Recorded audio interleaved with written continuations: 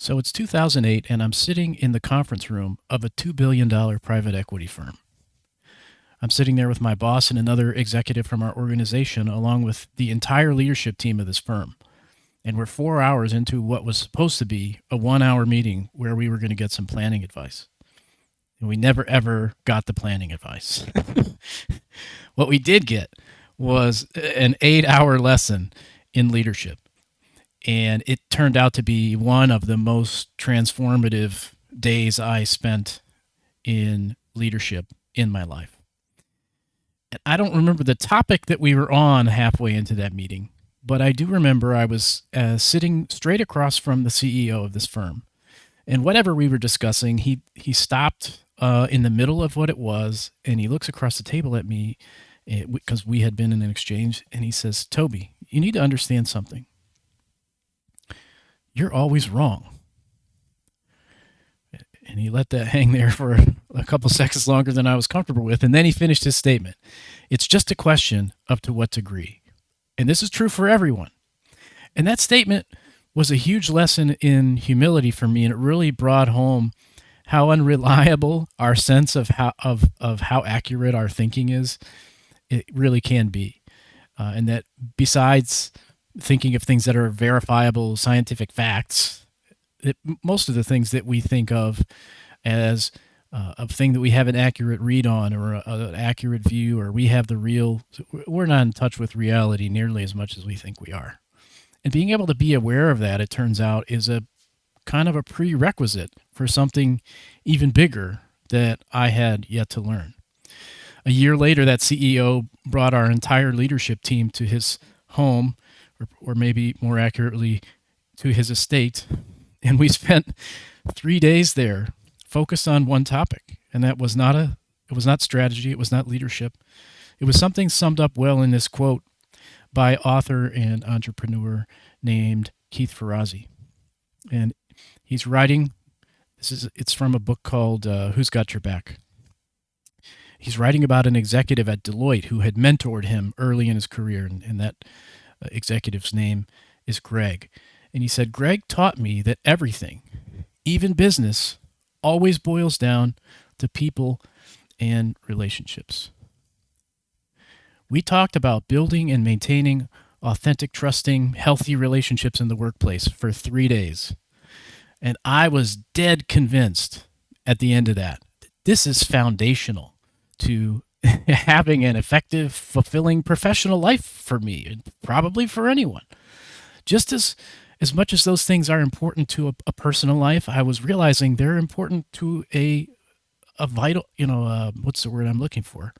A rich professional one as well. And it was just an idea that just immediately resonated with me. And I took that home, and it really stuck with me. It still sticks with me. And I would like to stop here and tell some kind of heroic story about how I became the relationship master of workplace relationships and connections and community. That did not happen for a lot of reasons. I came up ill-equipped to relate to people. That's going to come up in various ways in future videos as I disclose more and more about myself. But suffice it to say, I'm not good at this. And but I've made a lot of improvements. There are definitely ways in which I still struggle here, for sure.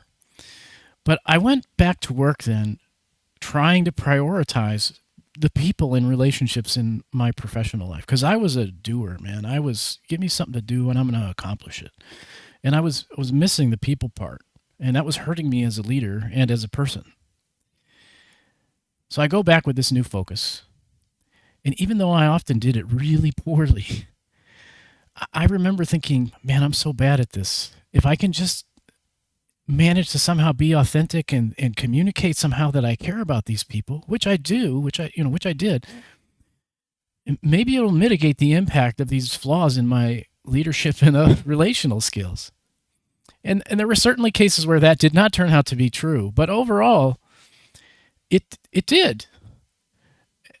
And when I hit some brutally hard times in my personal life and professional life 6 years after that, it was those people who worked around me, my peers, my direct reports that I had attempted in my kind of, hack way to build good relationships with. Those are the people who showed up and had my back. And I can hear you right about now going, yeah, Toby, I love your resonant podcaster-esque voice, but dude, we don't care about your stories from 16 or 17 years ago. What the heck does this have to do with us becoming successful traders? Well, I'm glad you asked. We can think about that in a second, but I should warn you, there are numerous stories in this episode. All right. What are the insights that we can take away from this idea? People in relationships are everything, even in business. The first is our need for human connection is inescapable. It's part of how we're built as human being, Homo sapiens, and the way we have come to be. And particularly in challenging environments, this need is inescapable. It is biologically hardwired in us.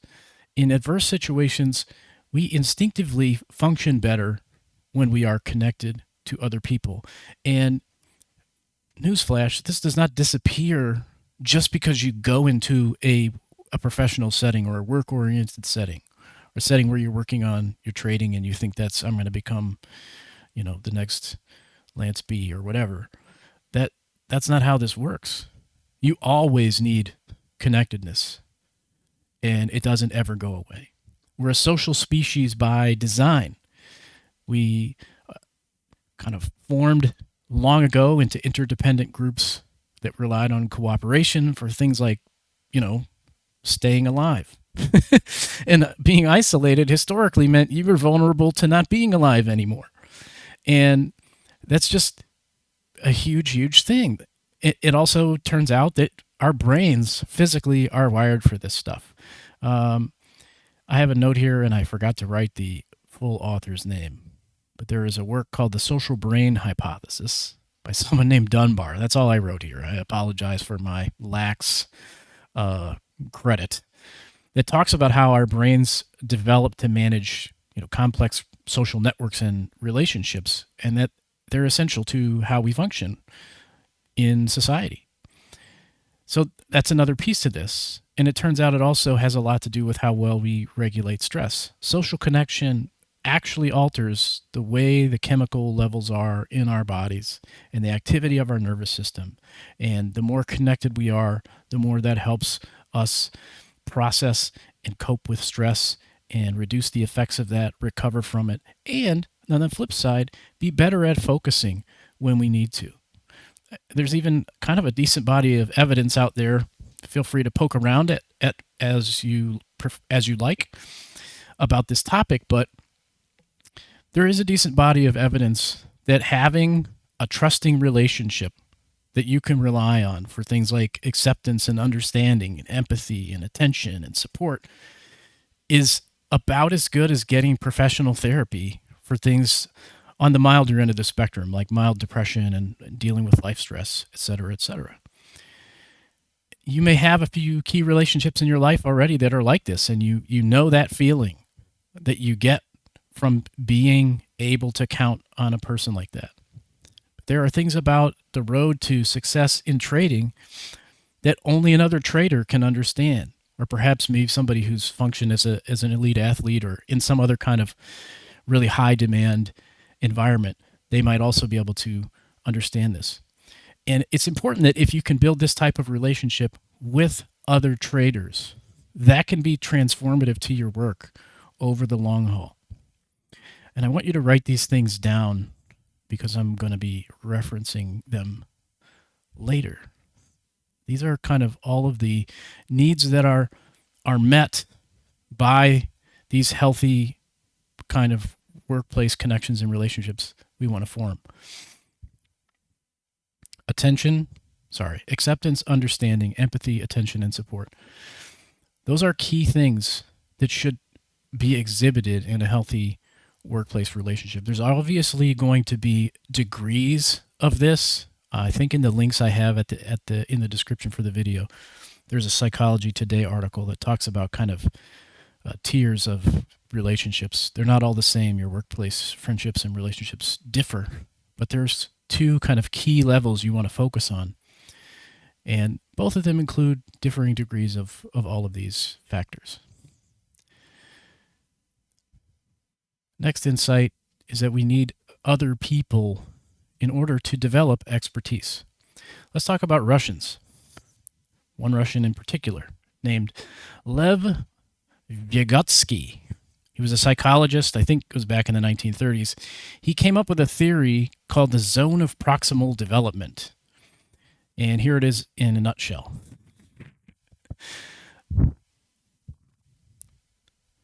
This represents stuff you can do on your own. Yes, that's right. We have diagrams in this episode. This bigger circle represents lots of stuff that you can't do. But it turns out there's this space in the middle, which he calls the zone of proximal development, which you can do, but only with the guidance or assistance of somebody else.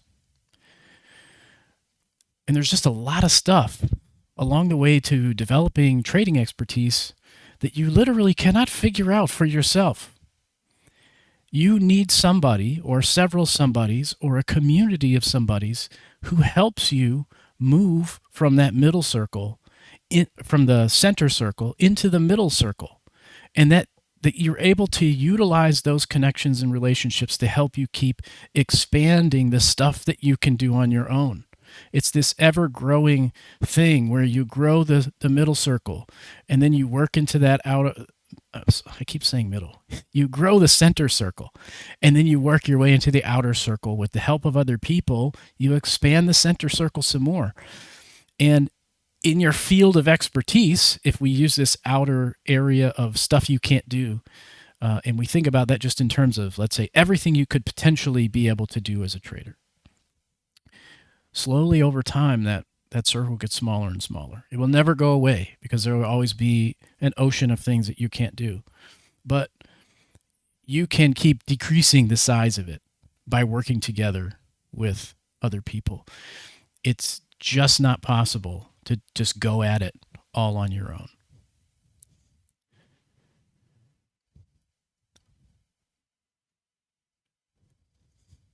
This can be involving teachers and mentors. And I think this is where a lot of people commonly stop.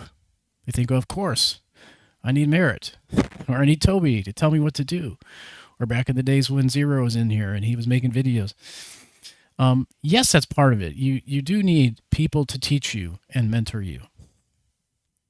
But learning a community appears by itself really accelerates your growth. And sometimes in ways that somebody who's way more experienced can't really help you.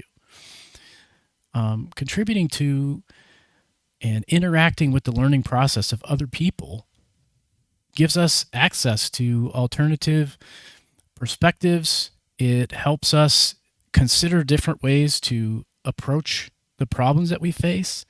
It gives us access to new ways to think about implementing techniques that we wouldn't have come up with on our own.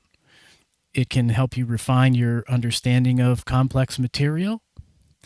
It can kind of help you tackle things more quickly and efficiently than you would be able to do just trying to figure all of this stuff out by yourself. I remember back in the days before we had the current configuration of communities, we were all in Slack together. This is back in, I think Merritt started it in 2017. I didn't come along until 2018. But there were people in there that are absolutely critical components to how I managed to figure out how to be a trader. And it wasn't all just stuff that Merritt taught. That was certainly the foundation of what we were there for as a community. But there were people like Hugo and Stas and Bruss and Noah and dozens of more who helped me solidify my understanding of market profile and later on NADRO stuff. And it really is something I could not have done if I wasn't able every day to interact with those folks, ask questions and sort things out and be exposed to how they think about things. There's something particular that I took from Stas about how I do market profile that I still use to this day. And it's just one tactic, but it's been very helpful. And I often think of him when I use it. Beyond that, just grasping complex material is the fact that you build faster, better feedback loops in your learning process. If you don't have feedback, you are trying to learn in a vacuum.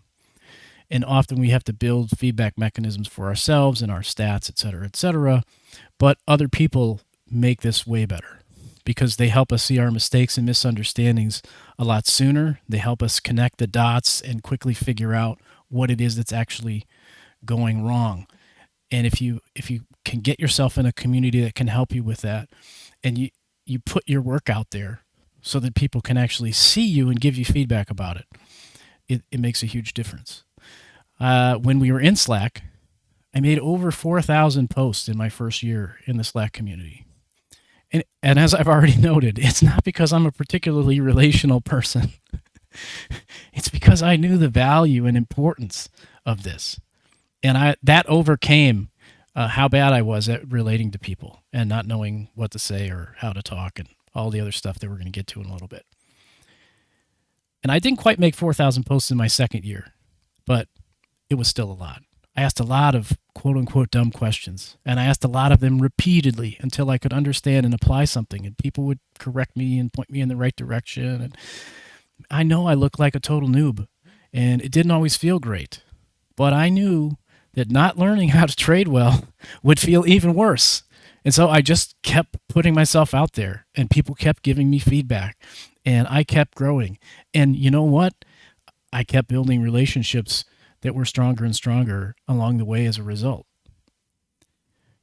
The next thing is peer modeling and mentorship is something that's really valuable in this kind of setting. You find some other people who are a little bit further down the path than you.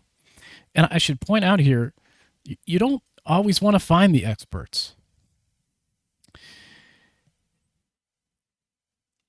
Because experts can't always help you to the extent that people who are closer to you and your level of learning are able to do. Because they've forgotten stuff that you're now struggling with. And that becomes a factor as they try to explain certain things to you, and they don't realize they're overlooking stuff that they've long since forgotten. And some of those pieces are really essential to you being able to get a grasp of that material. So you want to get mentoring and modeling from people who are just a bit ahead of you. And that will really be helpful. You want to learn from other people's mistakes, not just mentoring and modeling, but being able to look around a community and see what kind of mistakes are other people making, which enables you to then learn from that and bypass those negative experiences yourself. And this also applies to the successes of others. Seeing what they're doing well, what's working for them, will help you seize those same best practices, those same tips and techniques, and be able to apply them in your own work. You would never see that if you were not engaged in a community. Community is also a source of support and accountability. When you're actively connected to other people, you're more likely to show up and put in the work and push yourself in ways that you are not likely to do on your own. I have a note here about an example that came up in the student Discord community, the NADRO student Discord community on July 22nd, 2024, which was just a couple days ago. One of our students wrote, "I will say that for some reason, knowing that someone will look at my fills does make a difference in terms of my performance. I'm positively motivated. I want to keep my plan, motivated by the idea of someone looking at this. I'm literally more concerned about trading well than making money." That's a huge deal.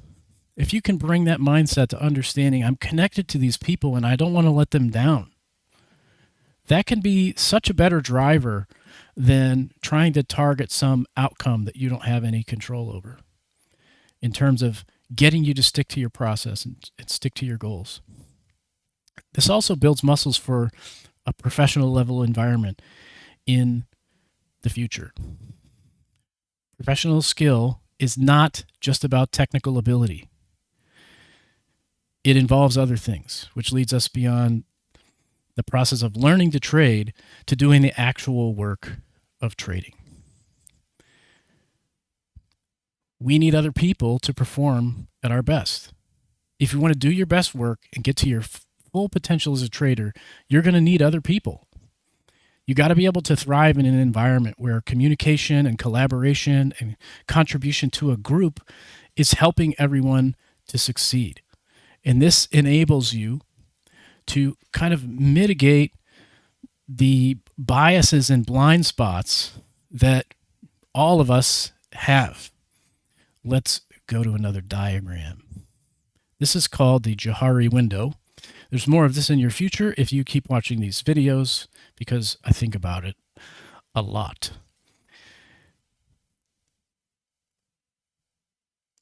If you look at this matrix, you can kind of see across the top there's stuff related to self, and down the side there's stuff related to others. And it's just a basic comparison of what you get when you think about what is known to me and what is unknown to me versus what is, or in conjunction with, what is known to others about me and what is unknown to others about me. So the focus of this is always self, and understanding what happens in a group when you actually participate and engage is being able to benefit from this stuff that falls in the area of blind spots. Things that you can't see about yourself, but other people can.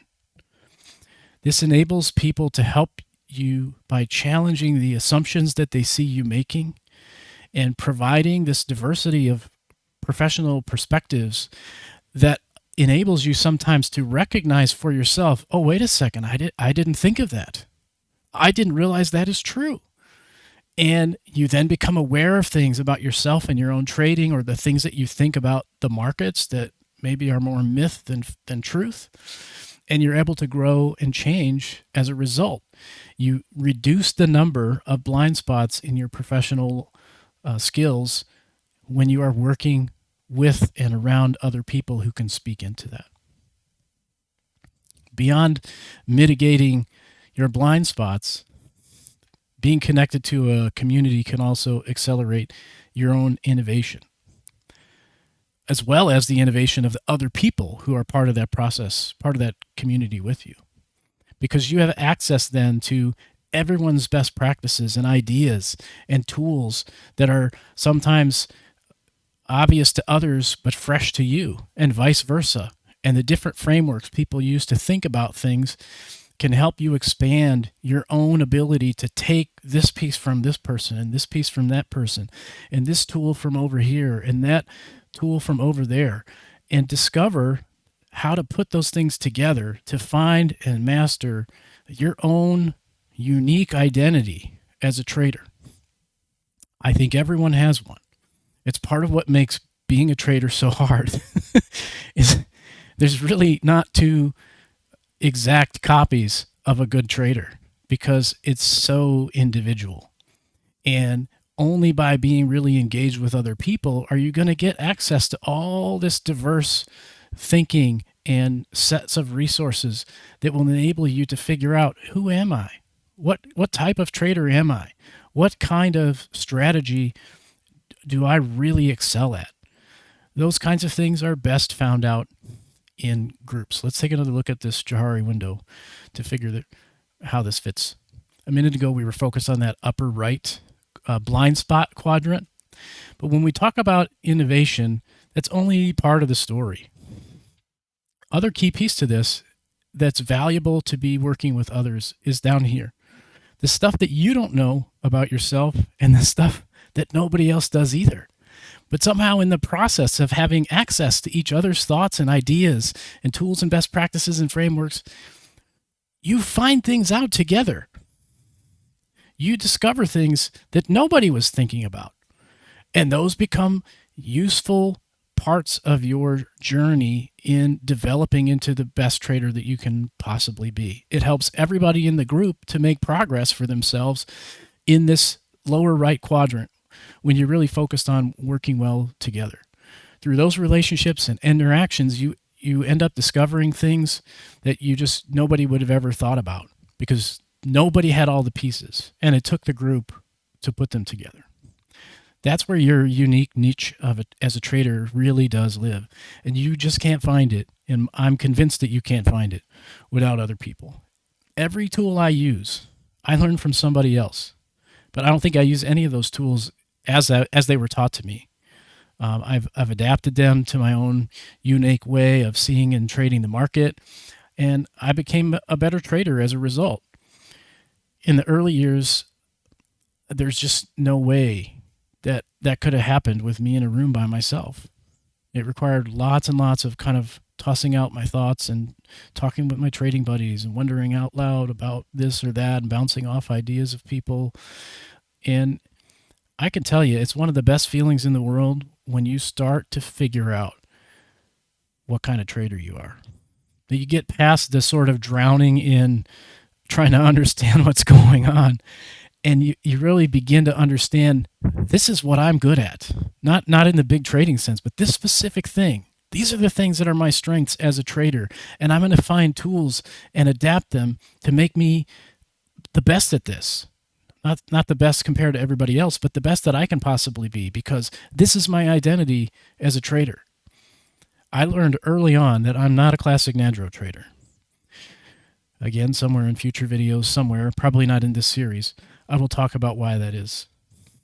But it then took me a while to figure out, I know that Nadro is a massively useful framework. I know that I need that framework, but I need to figure out how to conform it to what I'm good at. What are the things that outside of trading are strengths for me? And what do those things look like inside of trading? And how does Nadro amplify those? That's the type of thinking that you want to be engaging in with other people as a trader, to figure out who you are and what kind of trading you need to be really working at to find your niche. It's not really about your preferences. It's not, I'd like to be a scalper. You might like to be a scalper all day long, but you could be terrible at the sort of essential abilities necessary to do that. I would like to be a film director. I don't think I ever will be.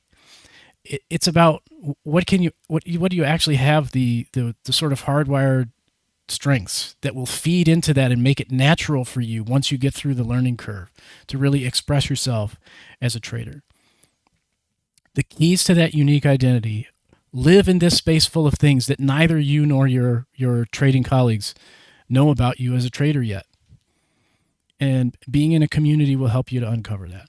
You can only find them through the process of connecting and communicating, collaborating with other people. In 2019, I formed a trading pod with the guy Stas I mentioned, Hugo, Kim, Noah. It wasn't long before this guy Jesse joined us, and then another guy named Dan and a guy named Rob and Ed were in there too. We spent almost every weekday trading together. Now, I have spent every weekday since, pretty much, with a couple of these guys. The names, we haven't taken on anybody new really, but some names have dropped off. But mostly just me and Dan and Rob have been in there every weekday for the last 4 years. But my interaction with those guys every day, and with the traders on the desk and with Merritt, has shaped me into a trader that I could not have imagined I would become without the participation of those people in my work and in my life in one way or another. It's hugely valuable. Beyond innovation, you also get emotional, psychological support that's really key for this kind of career path. There's all kinds of different pressures and setbacks that you experience that will impact your work, that will impact your life. And relational support fuels resilience in a way that's just not possible if you are in isolation. A couple weeks ago, a trader that I know reached out to me and they were like, "Hey, dude, I just wanted to let you know I'm feeling kind of low." And they shared how they're kind of basically taking it on the chin at work and in life at the moment. And it really just struck me. and I said something kind of brief and empathetic in response, but I found myself hours later thinking about this person, and I'm like, man, I hope something happens that will encourage this person. And I'm so great at this relational stuff. It took me several minutes before I realized, oh, I could encourage that person. And so I finally reached out and I shared a personal story about making it through a tough time of my own, along with some perspective that I had gained from that. And at the end, I made sure that that trader knew, hey, you're not alone. I've got your back. You're going to have days where you question your sanity, you want to throw in the towel, or you just find it, you feel like you don't have what it takes to meet the moment. And being in community where you're built some strong relationships will help you come out the other side of those moments stronger, not weaker. It is a powerful thing when you can find the resilience that you need in a tough situation, or when you can't find that resilience, but somebody else is there to find it for you. The thing is, those kind of connections don't just materialize by themselves. It takes intention. I mentioned the group I started 6 years ago. Just before that, I met Dan, my friend, in the Slack community, the Nedros Slack community. And I found out that he used to be a trader at the Chicago Merc and that he lives in Chicago. He still does. Not that far from me. And so we arranged to meet up for lunch. And even though we talk every day on a Discord call, we still get together for lunch pretty regularly. And we talk about trading, and we talk about life, and we talk about family, and we talk about everything else that friends talk about. Dan is, along with Rob, just a key relationship in my trading life. Rob's another one. He doesn't live near me, and I have to mention him here because he used to work in the intelligence community, and I'm pretty sure he's bugged all of my electronic devices and hears everything I say. But I've accepted that. And Merritt is another one for me. That guy has gone out of his way for me more times than I can count. And since he's my boss, I probably should just leave it there so it doesn't seem like I'm trying to suck up or anything. But those are key relationships in my trading life. I value them. I want to do things that will support those people, that will make them better at what they're trying to do, so that I can kind of hopefully be a contributor to whatever their story in their life ends up being. And these little stories are just a glimpse. I can't begin to count how many ways I benefited from choosing to stay engaged in a community instead of going along and trying to do it all by myself. Which brings me to this last point of what are the insights we can gain from this. So let's just bring this back to look at the quote together with these overall insights, since it's been a little while since we referenced it. This is an episode that's kind of moving along slowly. How can you act on these insights? The first way that you can is by being responsible. Be responsible for making community and relationships a part of your professional life. Take responsibility to contribute to a community of some kind.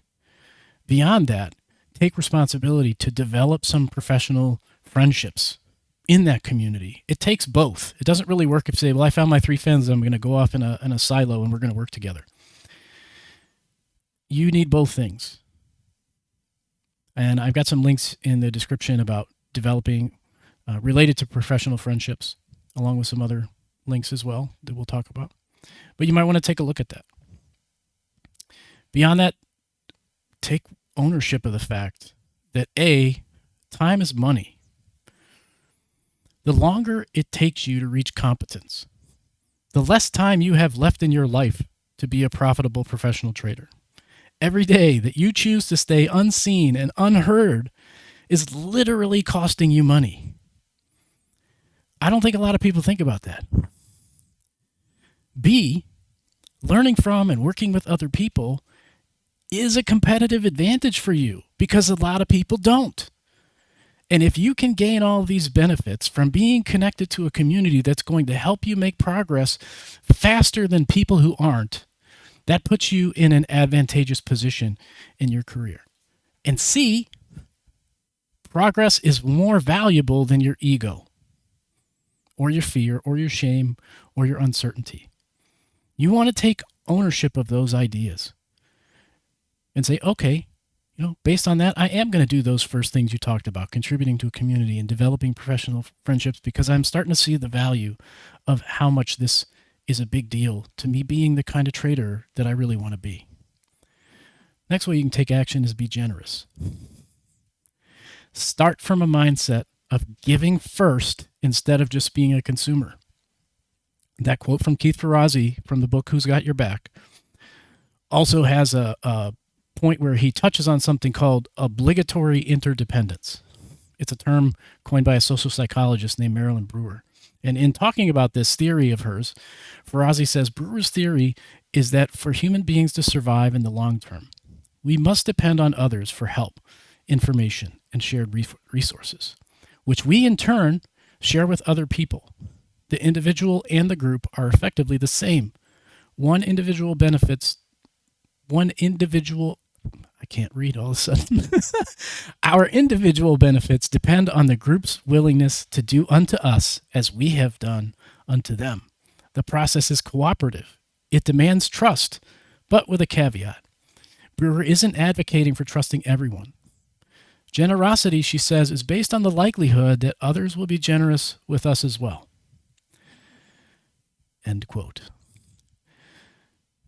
And here is where I say, dear fellow trader, allow me to state the obvious. There is no such thing as a community of lurkers. If no one is contributing, the whole cycle of mutual benefit for everyone breaks down into nothing. And you might be saying at this point, hey, that's all great, Toby. You've sold me on this whole community relationship thing. But look, I'm just a brand new trader, or I'm just a struggling trader, or whatever, fill in the blank. I'd love to be generous, but I got nothing of value to contribute. Let me take you back to that scene at the beginning of this episode. And I will repeat to you what was said to me. You're always wrong. It's just a question of to what degree. So how are you wrong here? Well, let's first focus on how you're right. True, maybe you can't help other people with trading for whatever reason, inexperience or feeling too confused or whatever that might be. But here's where you're wrong. By participating and almost just saying anything, you're creating value because you are creating community. How? You provide liquidity, first of all, at the very lowest level. Just like markets need liquidity, communities of people do too. And early on in your journey, it might turn out that the main value you can contribute to a community is just keeping positive interaction happening, keeping the flow of the community moving. And I got some tips for things you might consider doing at the end. But there's no excuse for saying, well, I can't bring any value to this, because at the very least, you can keep the ball rolling in a positive, constructive way. Secondly, beyond that kind of minimum level of providing liquidity to the community, you bring your questions and thoughts, and no matter how experienced they are, they serve as an example to other people who aren't yet feeling courageous enough to speak. They give permission and encouragement for other people who may be watching from the sidelines to speak up and do the same. Your actions communicate more than you think. And beyond that, whether you think so or not, the things that you say are able to contribute to the collective intelligence of the community, whether you can see it or not. The smallest thing you say might provoke a thought or idea in somebody. And I should tell you this. Numerous times, struggling beginner traders who are trying to understand something have asked a question that have made me, after years in my trading, go, maybe I should think about this differently. It's not so much about I'm trading wrong, but often it has helped me completely turn around the way I was considering something about the markets. And it wasn't because there was some master expert saying something. It was just somebody asking a question because they don't know or understand. But as I tried to think about how can I answer this person, I realized, wait a second, my knowledge here is incomplete. I never thought about this way. And as I try to answer that person, I find that I am having to learn some other things. And I'm having to figure out how to explain things. So even if you feel like what you have to contribute is of low value, I promise you, it's going out there into a world where you have no idea what it may produce. It's a wonderful thing. I tell this is not a trading story, but it's just a life story that I think is kind of funny and inspiring at the same time. I used to be a minister in my life, my career, before coming to being a trader. And the first time I had to speak to someone about the death of one of their family members, they were talking to me and really expressing this struggle. It was a heartbreaking situation. And this woman had a daughter with many layers of disability. And her daughter had been bedridden and hooked up to machines her entire life. And she finally passed away. And this mom, 2 years later, was absolutely paralyzed by this. And I'm sitting there, I think I might have been breaking 30 at the time. And I'm in the conversation just conscious that, like, I don't know what to say to this person.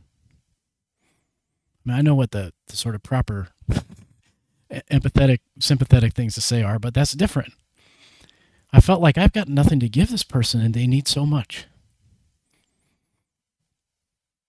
Anyway, conversation goes on. I say all the things I'm sort of supposed to say to a grieving person.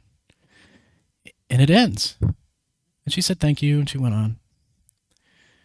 And like a couple months go by, and I didn't see this person. And then they stopped me in the hallway one Sunday.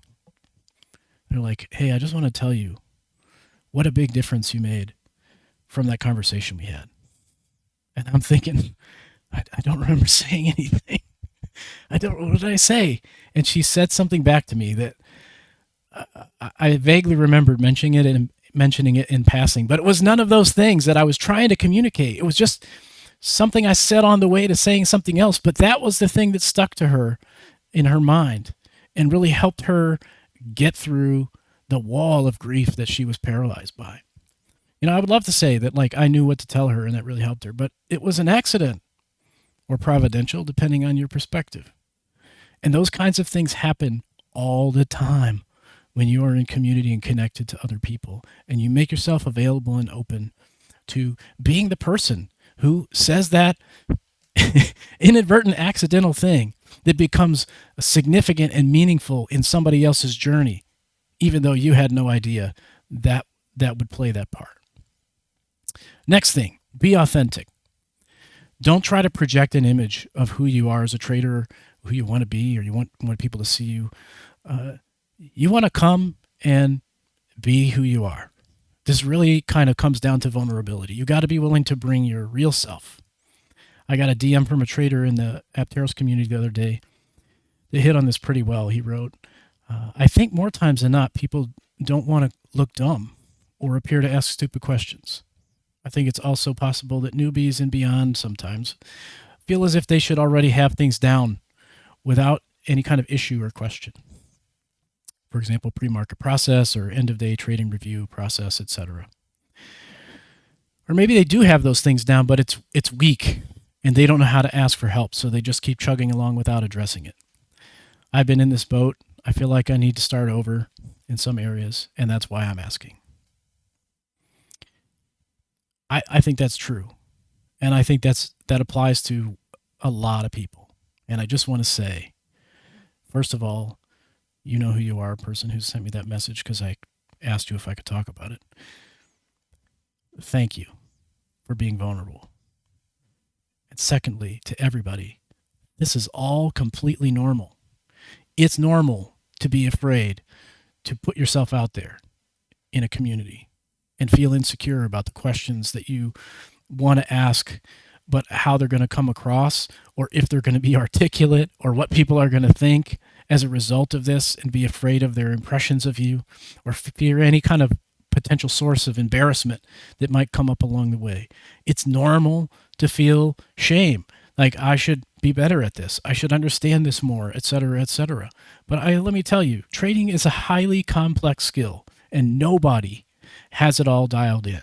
If anything, what you will find is that the people who are more experienced, that you're afraid of looking down on you, are in a position to best understand exactly how hard this is and be more empathetic as a result, not more judgmental. And lastly, it's just the issue of uncertainty, which in and of itself, just thinking like, I don't know what to say or how to approach this or what to do, can actually be a kind of asset because it shows ownership. When you put yourself out there in spite of your uncertainty, that signals to, especially to experienced people in the community, that you're serious about improving because you're willing to look past that and put yourself out there anyway.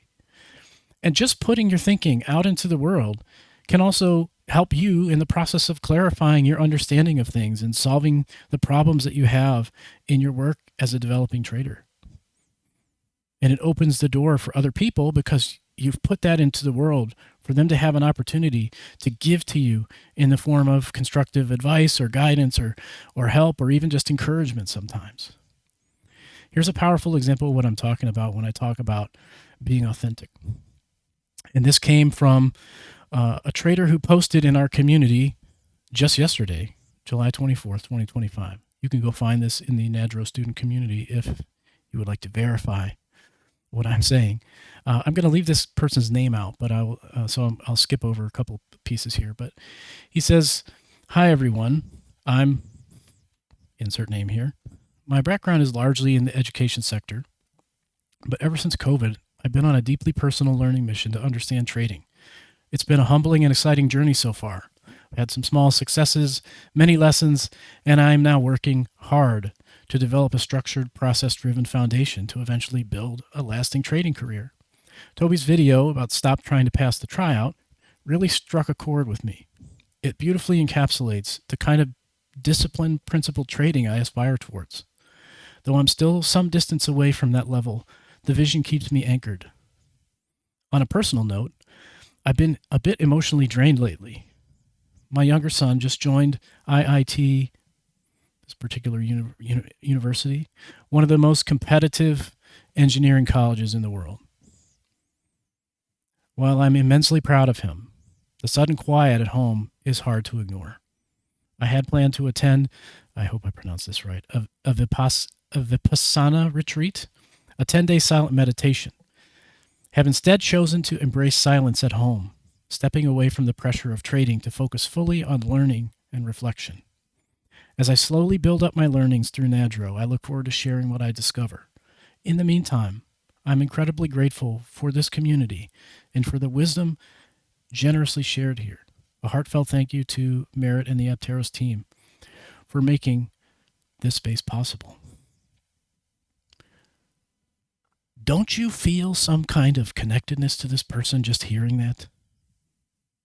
He did not put anything in there about his trading methodology or tips or tools or tactics. He just said, look, here I am. This is where I'm at. And I got the impression that you people might be my people. And I want to be a part of that. Don't you want to help a person like that? Are you more likely to listen, if you knew who this person's name was, are you more likely to listen to that person when you see their name pop up in the chat with a question? I can tell you as an experienced trader that I am. That is a person I want to get behind. That is a person I want to help. That is a person I would be willing to put into because I see them putting themselves out there and saying, look, I'm here. And even though I don't know what to say, I just want to say I'm going to do the work. And very often I found people that are willing to go this far when they first step in the door. You see it play out in their trading work in the weeks and months to come. That's what being authentic is about.